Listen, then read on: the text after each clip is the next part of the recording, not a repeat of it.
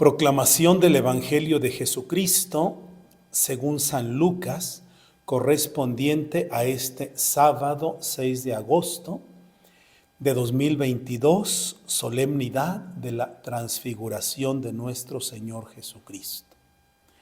En aquel tiempo Jesús se hizo acompañar de Pedro, Santiago y Juan y subió a un monte para hacer oración. Mientras oraba, su rostro cambió de aspecto y sus vestiduras se hicieron blancas y relampagueantes. De pronto aparecieron conversando con él dos personajes rodeados de esplendor. Eran Moisés y Elías, y hablaban del éxodo que Jesús debía realizar en Jerusalén. Pedro y sus compañeros estaban rendidos de sueño, pero despertándose, vieron la gloria de Jesús y de los que estaban con él. Cuando estos se retiraban, Pedro le dijo a Jesús: Maestro, sería bueno que nos quedáramos aquí y que hiciéramos 3 tiendas, una para ti, otra para Moisés y otra para Elías, sin saber lo que decía. No había terminado de hablar cuando se formó una nube que los cubrió, y ellos, al verse envueltos por la nube, se llenaron de miedo. De la nube salió una voz que decía: Este es mi Hijo, mi escogido, escúchenlo. Cuando cesó la voz, se quedó Jesús solo. Los discípulos guardaron silencio y por entonces no dijeron a nadie nada de lo que habían visto. Palabra del Señor. Gloria a ti, Señor Jesús. Queridos hermanos, celebramos en este día 6 de agosto esta solemnidad de la transfiguración de nuestro Señor Jesucristo. Fiesta titular de nuestra Catedral de Morelia, que está dedicada precisamente a este acontecimiento llamado así, la transfiguración. De un modo muy sencillo, los evangelistas nos dan cuenta de este acontecimiento, que por supuesto marcó un punto importantísimo en la vida del Señor. Podemos decir que la finalidad principal de este acontecimiento era mostrar Jesús su divinidad, mostrar la gloria, mostrar que Él es Dios junto con el Padre y el Espíritu Santo, que es el Dios encarnado. Dar una demostración, una prueba fehaciente de esta verdad.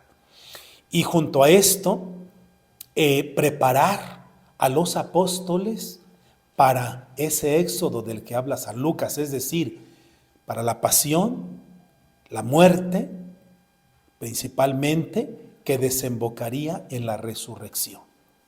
Entonces, fijémonos pues, hermanos, en este acontecimiento que, como decía, de un modo muy sencillo los evangelistas nos narran. San Lucas, que recordemos es el evangelista que más énfasis hace en esa intensa vida de oración de Jesús, aquí nos vuelve a repetir esto mismo mientras oraba. Mientras estaba en oración, se da la transfiguración. Es decir, ese cambio de aspecto en su rostro, en sus vestiduras.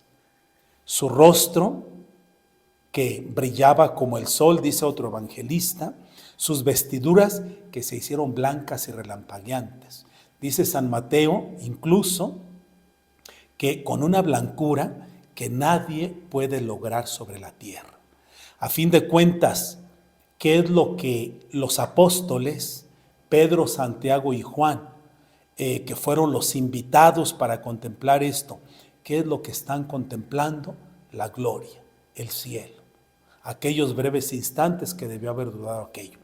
Dentro de esa aparición hacen presencia también Moisés y Elías, 2 personajes importantísimos, podemos decir 2 héroes grandiosos en la historia del pueblo judío.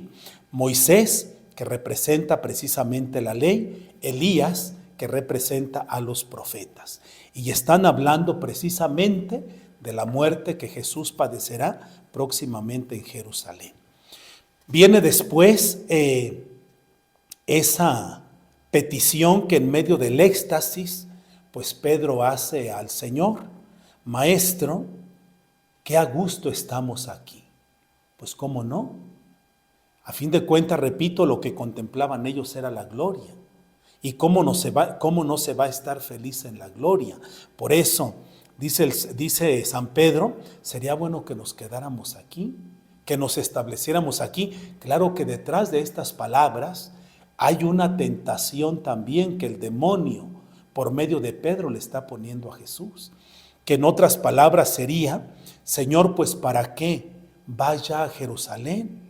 ¿Para qué sufres la cruz?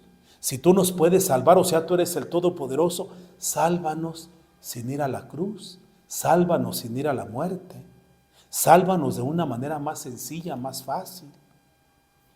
Pero sabemos, hermanos, que para llegar a la gloria de la resurrección es preciso y es indispensable pasar por el Calvario, pasar por la cruz. De otra manera, no hay entrada a esa gloria, a esa resurrección. Hermanos, entonces el Señor pues sabía lo que este paso iba a significar para sus apóstoles. Por eso Él les quiere pues dejar muy claro que Él es el Mesías, el Hijo de Dios, el Dios encarnado, de tal manera que si lo tienen que ver crucificado, lo tienen que ver maltratado, como dicen los profetas, no parecía siquiera un hombre. Estaba tan desfigurado que no tenía siquiera aspecto humano.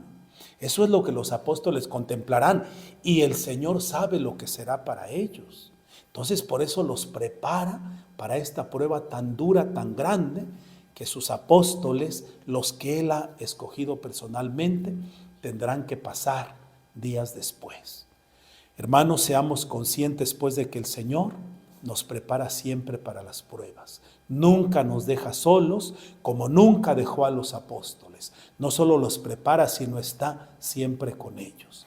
Tengamos nosotros esa seguridad, esa convicción, y pidámosle al Señor que nos conceda su gracia para que aceptemos esta verdad, para que aceptemos de buen grado, con paciencia, con la fortaleza de vida, todos los acontecimientos difíciles, llevar esa cruz de cada día para que tengamos así derecho, podemos decir, de participar en esa gloria de nuestro Señor.